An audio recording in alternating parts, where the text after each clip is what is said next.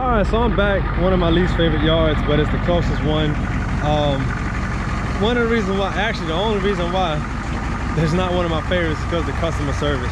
I watched this guy use what's that, a loader? I think it's a loader, bulldozer, bobcat, to pull off just a few pieces of little pole. When I pulled up, this thing with no wheels and tires, trying to figure out how to get it out, he walks away. He cuts off the vehicle and walks away, and I'm like, really? You just helped the dude literally move like 2 pieces of pole with a machine, like small. Let's see if I can find the damn poles. Oh, there they are.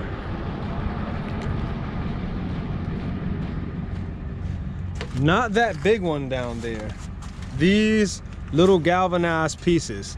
He literally loaded up. I mean, that's the reason why. I can call it a lot of things, but we're just gonna call it bad customer service, and they don't pay worth a damn. But I didn't want to have to drive, you know, 30-45 minutes to go dump this thing off. That's not what the video is about. The video is actually about how to reverse winch, because we're dealing with the same vehicle. I just showed y'all how to use a snatch block on the other side. All right, so what we got here, I cannot slide the Jeep off of the truck, right? So what I've done, I got my winch line coming out and under the vehicle, hit my snatch block. Like I say, the snatch block so you can reverse winch back up or change the direction. So I'm actually, and you're doubling the power too. That's the crazy part about it. So I'm gonna double the winching power. I did not try, I put it on the front of this tire, as you can see, because I don't want to break my cable. I already need to replace it, and we're gonna make it happen eventually, but we need to change the direction. So I run the cable down, run it around the loop, back up, and then somewhere on the front, which I just put it right here where the lower control arm mount would be. What's this gonna do is pull the vehicle back. The only problem I may end up having is because it's on tires and all that stuff, I couldn't go directly through the middle. You typically want to go directly through the middle, so when you're pulling it back, if you grab it from the front, then it goes directly back. So this one might pull to the side a little bit because I'm actually moving it more towards the left than the right, but we'll make it work. Worst case scenario, what I'm gonna do is get it down and then just slide the bed back up, but I wanted to at least show you guys how to do this.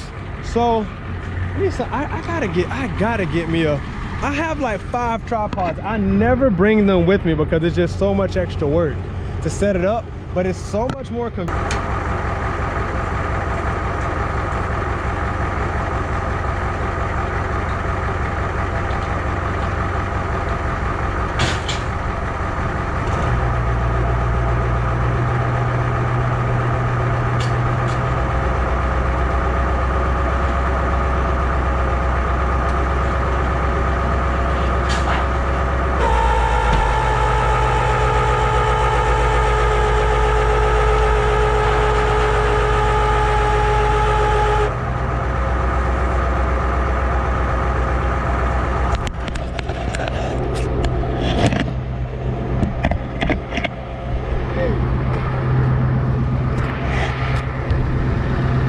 So as y'all can see, it's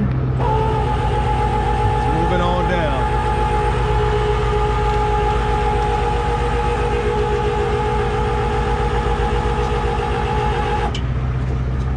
And truly at this point, I can just let the bed go. I'm just doing it just to show y'all at this point.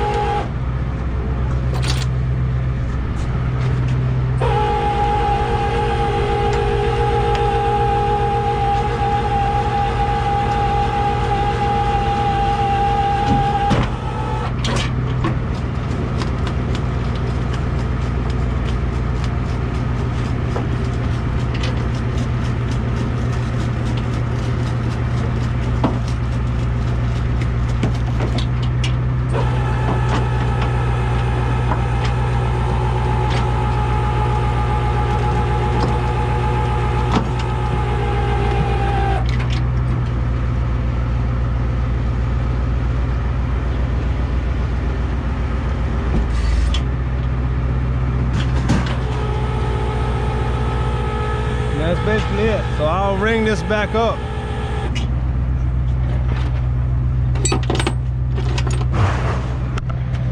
Go ahead and move the hooks out. Double your winching power. with a snatch block. I'll leave a link in the description below. I'm gonna get this thing up off of here, keep my good piece of wood. Gotta scratch my damn bed again. Look at there. I don't like that. At least it's just on the surface. Oh, it's too late now. I got it. He told me to put it over here. Say again? Yeah, I'll move it out. Yes, sir. Okay.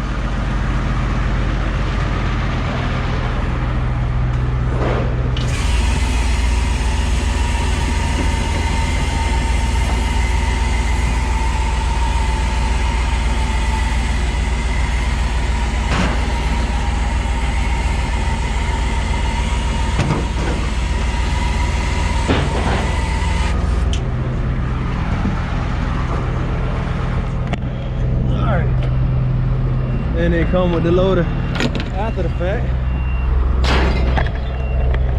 But I'm gonna put this right here just for satisfaction of watching it drop.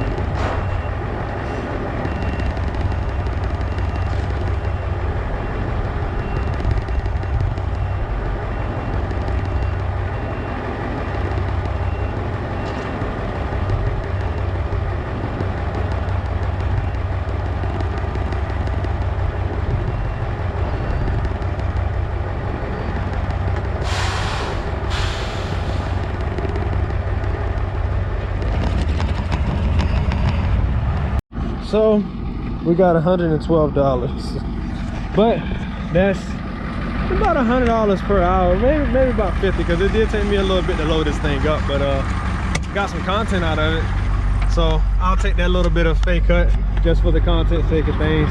All right, so thank y'all for tuning in. I hope you guys find this video informative and entertaining. Like it, subscribe to the channel. We got more tow content. Woo, get out of here. And until next time, gente, vi pro Mundo beneficio siempre.